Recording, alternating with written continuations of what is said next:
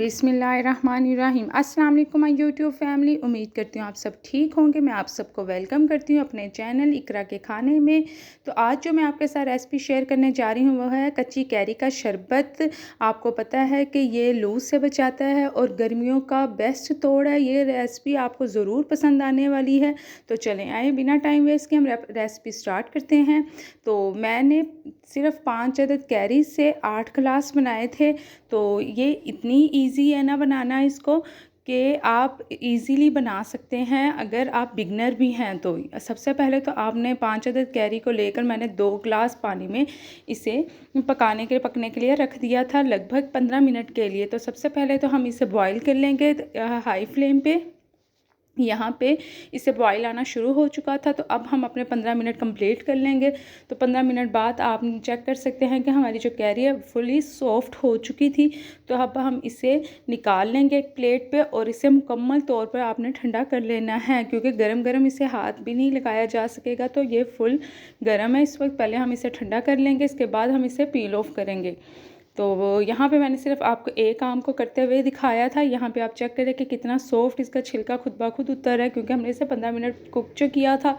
तो अब हम इसे पहले आपने छिलके को भी बहुत अच्छे से साफ़ करना है। तो अब हम हाथों की मदद से इसका पल्प निकाल लेंगे। आप चम्मच की मदद से भी यूज़ कर सकते हैं लेकिन हाथों की मदद से ही इतना सॉफ्ट हो चुका है कि हमारे जो है एक कैरी मैंने इजीली यहाँ पे हो चुकी थी। तो बाकी 4 भी मैं आपको करके दिखाती हूँ। इसका पल्प उतार लेंगे। इसके अलावा हम जो इसका जो छिलका उतरा है उसको भी वेस्ट नहीं करेंगे, उसको भी चम्मच की मदद से इसका जो जितना भी ये है कैरी लगी हुई है इसके अंदर से इसको भी निकाल लेंगे।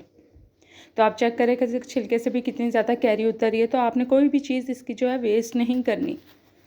इसके बाद हम यहाँ पे चेक करें कि पल्प निकल चुका है। इसके बाद हम इसे ब्लेंडर जार में मुंतकिल करेंगे।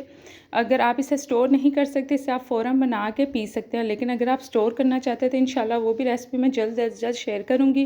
तो यहाँ पे हम सबसे पहले कच्ची कैरी पलटने के बाद इसमें रोस्टेड जो क्यूमिन पाउडर है वो ऐड करेंगे। अगर आप साबुत ज़ीरा भी ऐड कर देंगे तो इसके साथ ही ब्लेंड हो जाएगा। इसके बाद यहाँ पे चीनी ज़्यादा मिकदार में जाएगी तो मैंने बड़ा वाला 1 कप लिया था। इसके बाद काला नमक, चाट मसाला, बहुत अच्छा टेस्ट आएगा। आप बना कर चेक करें।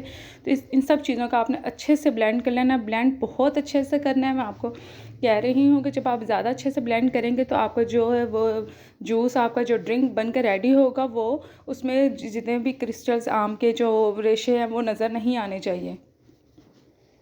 यहाँ पे मैंने पहले ही सर्विंग बाउल में बर्फ़ ऐड कर दी थी।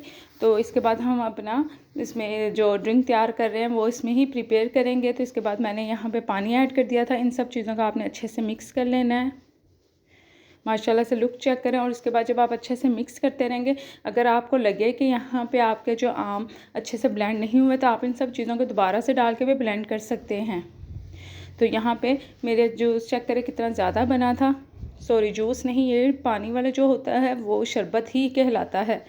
तो इसके बाद हम इसे अपने सर्विंग ग्लास में मैंने ऊपर भी इसे लेमन से वो करने के बाद ग्लासों के किनारों पर लेमन लगाया था, लेमन जूस। इसके बाद चाट मसाला से इसके जो है एजेस को वो कर दिया था, फिल कर दिया था। और उसके बाद हम अपने जो शरबत है इसमें ट्रांसफ़र करेंगे। तो माशाल्लाह आप रेसिपी चेक करें, रेसिपी हमारी रेडी हो चुकी थी। उम्मीद करते हैं आप सबको मेरी ये रेसिपी ज़रूर पसंद आएगी। अगर पसंद आए तो आपने फ़ीडबैक लाजमी देना। अब मुझे इजाज़त